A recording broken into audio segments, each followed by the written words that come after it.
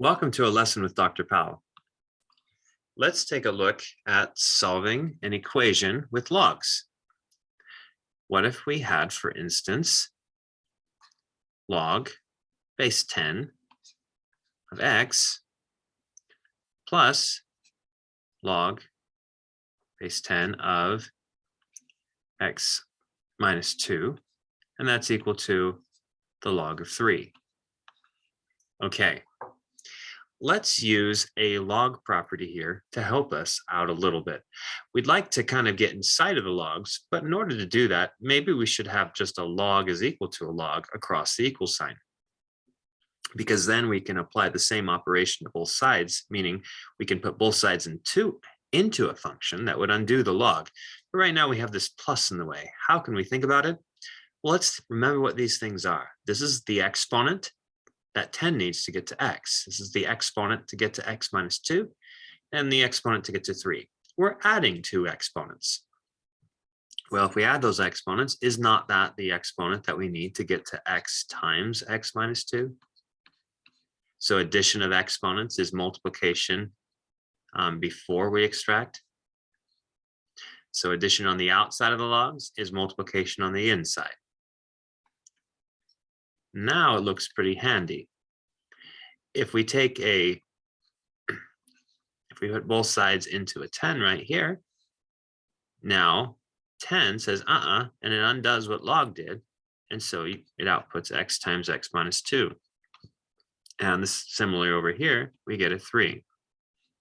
Solving it out, we get x squared minus 2x minus 3 is equal to 0.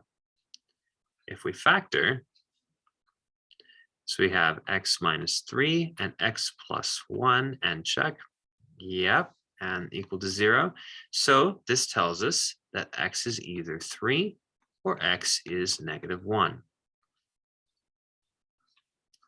But we have to be a little bit careful. All right, because when we undo something, just like you get rid of a denominator or something, in an equation, you actually change the domain of the equation. So more things are possible, perhaps, if you get rid of restrictions. Logarithm itself is a restriction. There is no way, for instance, that, think of the graph 10 to the x. There is no way to work backwards to get something that's negative. So if we start with the output of 10 to the x, and we say, okay, the output of 10 to the x, notice that the output of 10 to the x isn't ever down here. That means we can't plug it into the log function, which is the inverse of this guy, because it's not even in the range. So if it's not in the range of 10 to the x, then it's not in the domain of log. So therefore, we can't even choose 0.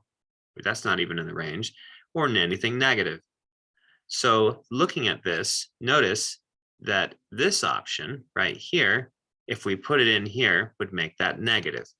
And this is true. Sometimes we expand and get answers or solutions for x, which without a domain restriction anymore would be false up here with the domain restriction.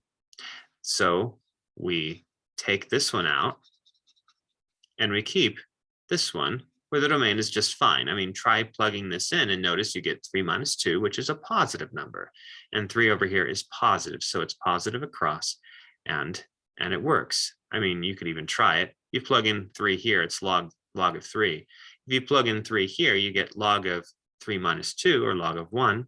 Well, what's the exponent you need to raise 10 to get 1? It's 0. Log base anything of 1 is 0. The exponent to get to 1 is always 0. So the solution is x equals 3. Thanks for watching.